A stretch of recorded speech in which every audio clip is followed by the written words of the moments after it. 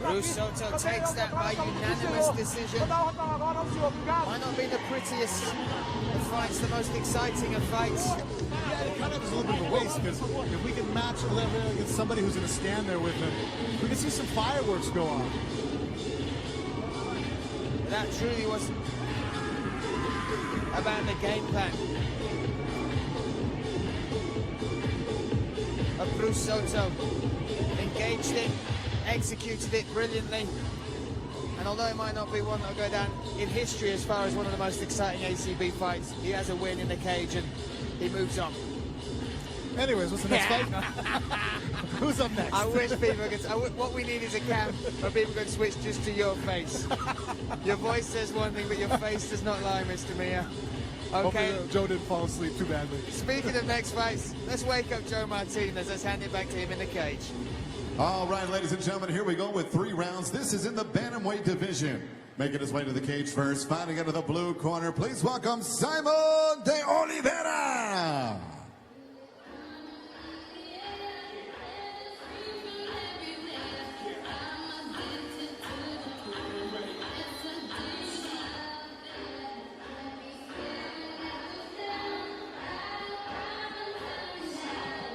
Here he comes, Saimon de Oliveira from Coco do Sul in Brazil. On a 5-fight win streak, all of those fights, all of those wins are by finishes.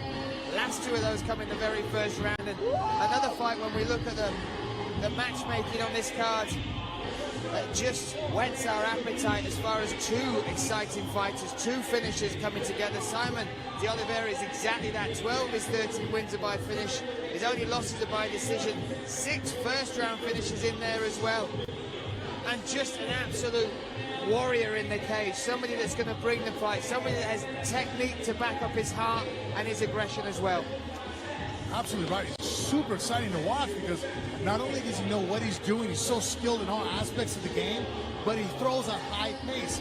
Vicious kicks to the leg, great combinations with his hands, and when he gets the fight to the ground, he's trying to finish you. He's trying to rip limbs off, go through, and he doesn't just fold down. He's not one of those guys that if he doesn't succeed, he quits. He's never been finished. He's the only guy, he's the type of guy that if you're going to beat him, he's only lost by decision.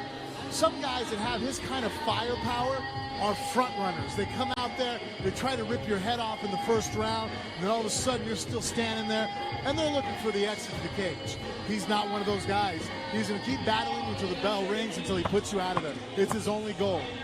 His only goal indeed. And he's made it into the ACB cage. Such an exciting fighter. Riding a wave of confidence as well. So let's welcome his opponent. Let's hand it back to Mr. Joe Martinez. And his opponent making his way into the cage, fighting out of the red corner. Here is Farias.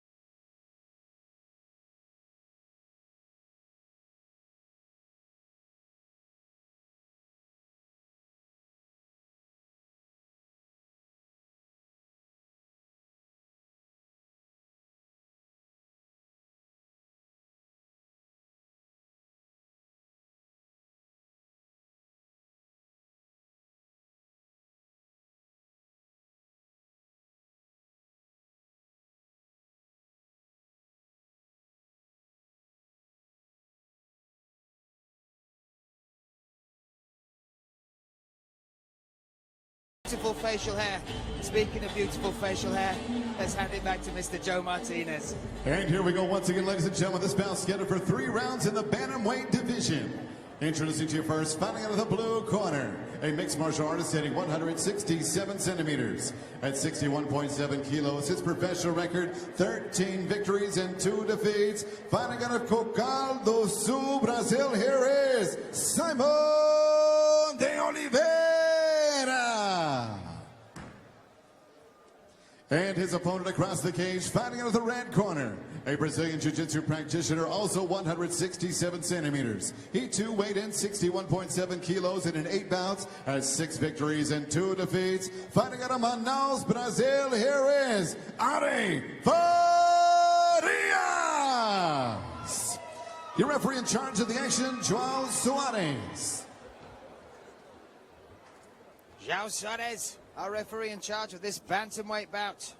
Saimon de Oliveira in the blue corner with the white, green and gold shorts. Farias in the red corner with the white Vale Tudo shorts.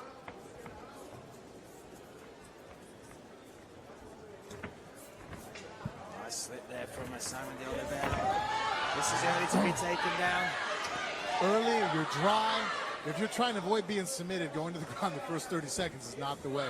This is a horrible mistake for de Oliveira. De Oliveira will see what he's got from his guard as well, trying to control the posture. Look at the shape Farias is in.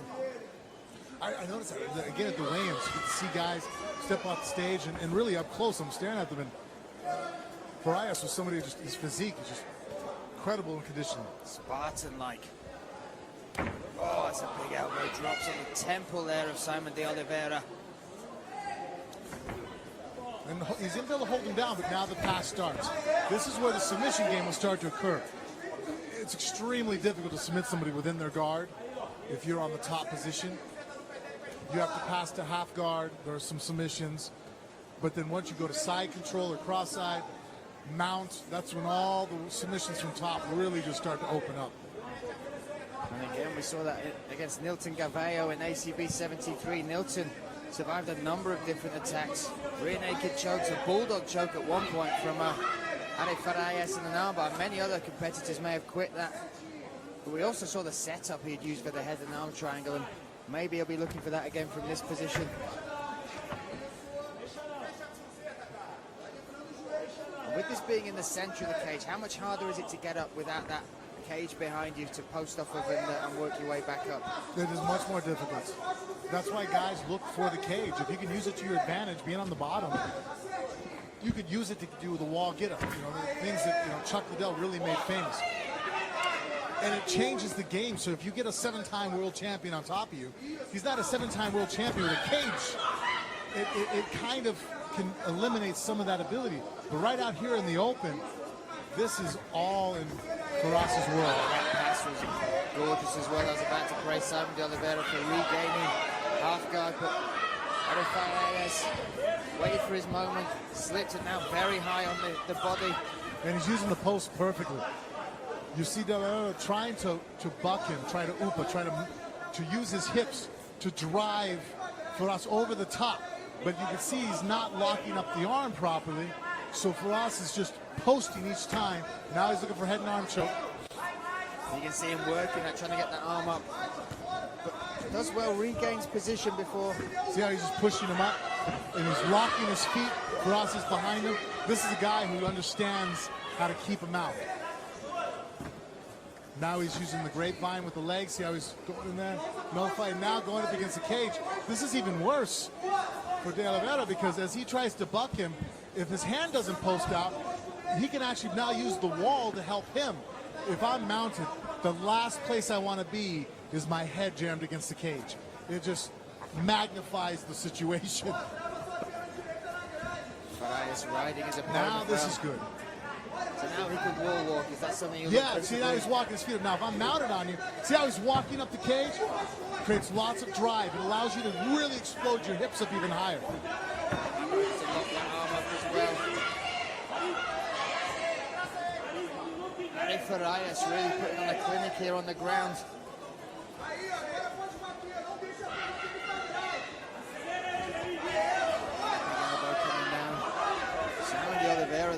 everything he's thrown so far. Oh, he's looking to switch to the armbar. Look at the jump, Oliveira now. That was a big mistake there for Farias. Against the cage as well. You never want to do that because he didn't give him the opening. You can see there the cage stopped him from rotating properly on that arm. That gave Saimon de Oliveira that opportunity to switch this up now. He's on top in guard. He is a game fighter as It well. goes back to what I said earlier in the round. 7-time world champion. Not with the cage there. He made a tactical mistake. Oh, he's cut open as well. Those elbows from Saimon de Oliveira sliced open the head there of Farias. That could be a game changer. That one mistake from total dominance in the mount and on the ground to going for that. Just looking at the cut there across the forehead. There's that war paint scraped across the head there of Farias. Oh, he's caught him on the way in. Oh, he's been dropped. Oh, almost a legal kick there. That was very close to a legal kick. If it did catch him, it was just with the toes rather than clean. Yeah. But that one mistake for going for that armbar. Man, Farias is now cut open. He's been dropped as well. The tables have turned, and that must be huge motivation for Saimon de Oliveira. Well, this was looking as one-sided as he could possibly get. He worked very technically to get the takedown, caught the kick through the right hand. From there, dropped some beautiful elbows within the guard, passed the guard, got the mount, worked him up against the cage, and with 45 seconds left, he opted to go for an armbar on the wrong side, really. If he had attacked the right arm, he would have been better off. But he said he attacked the other arm that was closest to the cage. It trapped him, allowed the other man to get up on top, get that nasty cut, and then with 10 seconds left, rocked him with a shot that could have been a fight ending. Here you see that downward elbow. Wow. Textbook slicing downward elbow. And the Muay Thai style, that Muay Thai background of Saimon de Oliveira. Open up that cut on the forehead. It's actually a horizontal cut, a vertical cut rather than a horizontal one across the head of Farias. But that could drip down into his eyes, cause problems. Round 2 underway here. Saimon de Oliveira in the blue corner with the green and white shorts. Farias in the red corner. It's the third spinning back fist, fourth. He might be setting a record for spinning back fists. Oh, and he's looking to try and get a guillotine on the 7-time Brazilian Jiu-Jitsu world champion. Well, he's got the head and arm. Well, just popped out there.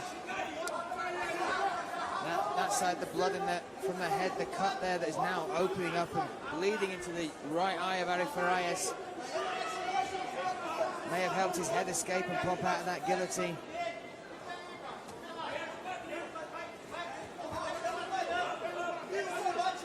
Now the tables have turned once more. It's Farias on the bottom. Another swooping elbow. Great wrist control to a knee bar. Use it to get up. Uh-oh. De Oliveira needs to really be careful of him getting his hooks in. Nice foot sweep. There's some power behind that. Now working onto the back. He's got one hook in, but because he has the ankles crossed and his knee above the hip on that far side, and that wrist control, he's got opposite corners. He has the left shoulder essentially trapped because of that left wrist control, and he has the right hip locked. Who says men can't multitask? Look at this, Farias fighting and also repainting our canvas for us. That is a lot of blood coming out of that cut. The only problem with what he has right now, if he does get that under the neck, his body's on the same side. If he lets go to choke, he might slip off and get turned. Now he's fixed that problem. Now if he has the left foot in there, he's trapping this hip and taking away De Oliveira's ability to belly down, and now he can slip under the chin and go for the choke. And you saw how he worked for the choke against Milton Gavallo at ACB 73. Patience. Finally set it in there. Oh. Milton looked towards his corner before that. 2 minutes 33 seconds. This is on the chin rather than under it. But he has such a good body lock.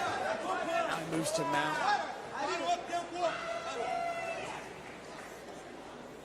He stops again. He wants to get this cut checked by the doctors. It's not a huge cut. No, and it's not really affecting his vision. But, you know, referees will always make sure, say, fighter safety. So they'll check that. Also, because it's the head bleeds a lot more, doesn't it? Yeah, there's no fat over there. It's just, you got your tissue, your skin, right over bone. So and this is where actually blood actually can work against you, as far as now De Oliveira's, his opponent Farias is cut, but he's on the bottom. All that blood's going to be in his face. So they'll reset. Great officiating there from our referee. And you can see that blood now dripping into the eyes, the face there of Saimon de Oliveira. Big breaths from Farias. Threatening with the head and arm. Really rides his opponent so well, Farias.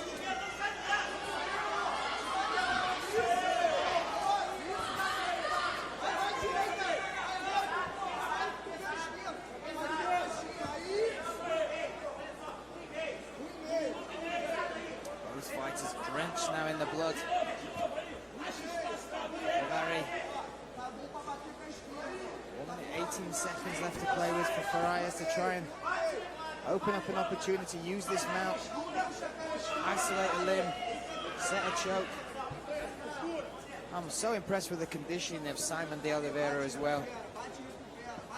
Oh, is he going to go for that arm again? Looked like he was setting up. And that just comes down to preference. You know, everybody has a side they like to go to, a certain arm for certain attacks, the way their flexibility, their own body moves, training. And that might have been a case that he chose to go for the arm that he likes to attack, not thinking about the cage. And that just comes from having less experience in a cage trying to take someone's arm off, whereas on an open mat. Is it a case of with Brazilian Jiu-Jitsu as well, like with striking, like with life, you can be left, right-handed? You can have a preference for that 100%, side? same thing. If I wasn't still fighting, I would use examples of what sides I like to do certain moves, but I have a side I prefer to triangle on. I have a side I prefer to Kimura. Not that you're not able to do it, but everybody has like a favorite, a feel-good swing that's your foot position you like. Clock is ticking. Looks like we will see a third and final round here at ACB 82.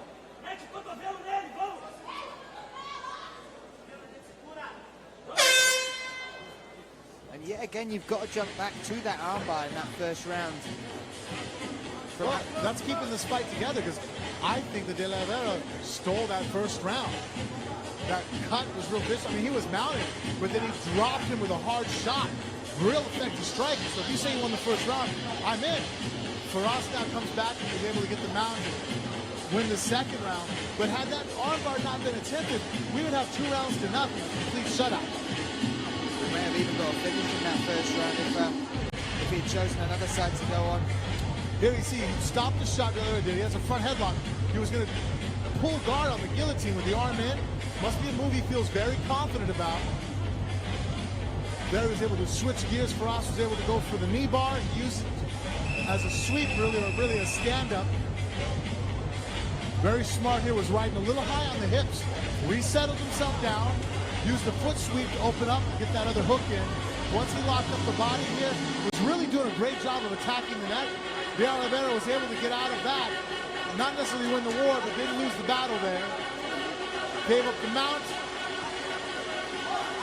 And knows that probably he did not win that round. He needs to win this round. Both fighters, obviously.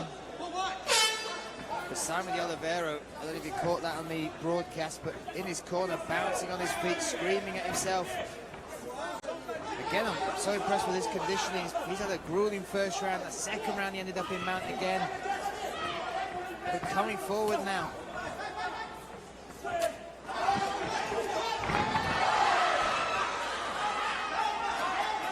Catching that leg. Well, he needs to close his guard. Yeah, there it is. There we go. Closing the guard is going to keep it. Oh. Well, now he's going for the choke, but he has the arm in.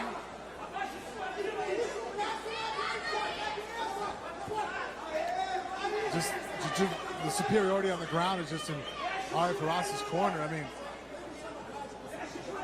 his understanding for the other person's body and where it can go and the options. You can just see the level he's at with jiu-jitsu in the scrambles. The way he can always end up with an advantage is a testament to such the level he's at. Because Saimon Oliveira is no slop on the ground. He knows what he's doing. It just is just a huge difference between the world champion and a guy who's good at jiu-jitsu.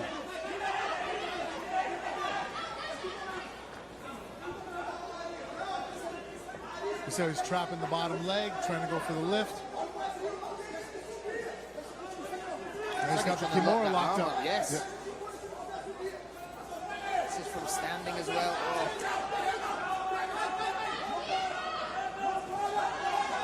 Saimon de Oliveira, no quit there. He's coming forward.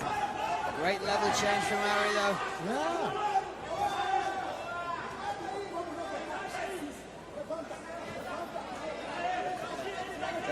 That is pouring. I think that's making them both so slippy this late in the fight. It's going to be hard for either of them to lock something up. Yeah, they're both, it's like being covered in oil. The water actually has a little bit more friction to it. When you pour it on the body, it mixes with this oil in the skin. That can make it slippery, but I mean, if anybody's done any kind of snorkeling, you try to put a pair of fins on, water on skin is not necessarily the most lubricating thing. It can cause them chafing. It can be friction. Blood, though, not the case. It makes very slippery. Oil-like is exactly the right adjective or description. For as fatigued as both these guys are in the battle that they're in, their exchanges are still so technical. See that here? I mean, just right there. He posted with his hand, Oliveira does, and Farias identified it, pulled that post out, and yanked him back to his back. 2 minutes left in this third and final round.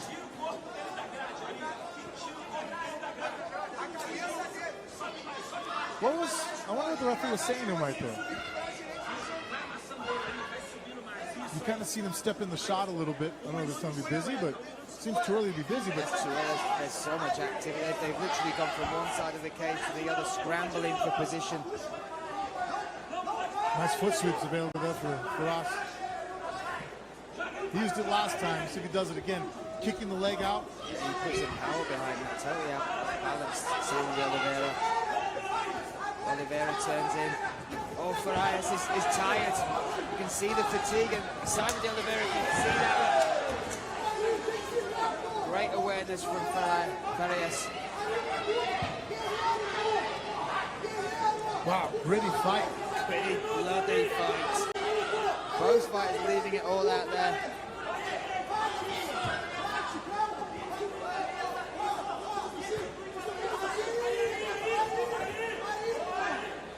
Passing guard once again. 50 seconds now left. Looking for Mount. De Oliveira turning away. Would you rather see him turn away or turn into him at this point? Well, right there, he could have bellied down against him. But now you see Farias is moving into the north-south. He's going to push for the mount. Look at the speed at which he does that. The clock is ticking, 20 seconds, but the slippiness, the viscousness of the blood. Oh, he went inverted there. I'm not sure that's wise with those big hammer fists coming down. 10 seconds left in this bloody war. De Oliveira dropping hammer fists. Whoa. What a battle between the two. That was, yes. I think we throw around battle a little too easily, but that one is definitely deserving of that moniker. That was a battle.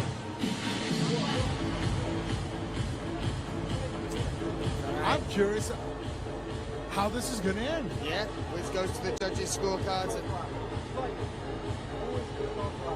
And how much will he rue that decision with that armbar? We've mentioned it a number of times, but that was the change in the fight. The momentum completely changed from that armbar attempt, getting turned over, dropping that elbow, then the slice the head open. That changed everything. It did. That was actually one of the pivotal movements there in that first round that allowed this fight to be as close as it is. The blood was effective, getting caught with that hard shot. You see, I mean, good takedown defense there. Great timing as well, yes. But just great shifting of gears and movements.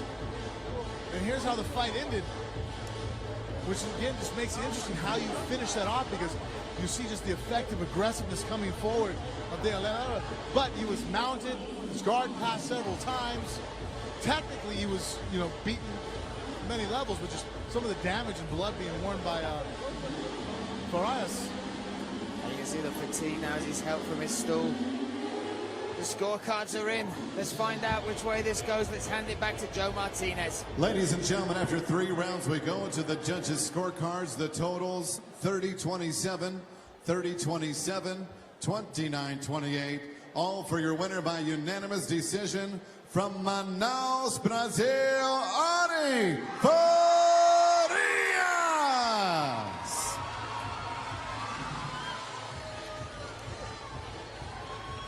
Farias takes that win in a close battle. Made it harder than he needed to, maybe, with that mistake with the armbar. Let's give praise to Saimon de Oliveira, who made that a great fight as well. Never quit. Caused problems all the way through for Farias. But that takes Ari to 2-0 in ACB. And that is a war that he'll remember for years to come. Great test of his abilities, showing that couldn't submit De Oliveira. Had him in bad positions, mounted him, and had to come back to adversity himself. Getting damaged there. I mean, he got rocked really hard at the end of that first round and fought back on De Oliveira, who you saw how he finished that 3rd round. Had no quit in him whatsoever. No quit indeed, and we do not quit either. The fights keep coming. So let's welcome our next one. Let's hand it back to Mr. Joe Martinez. And we are set to go our next bout tonight. 3 rounds of welterweight action. Making his way to the cage first. Fighting out of the blue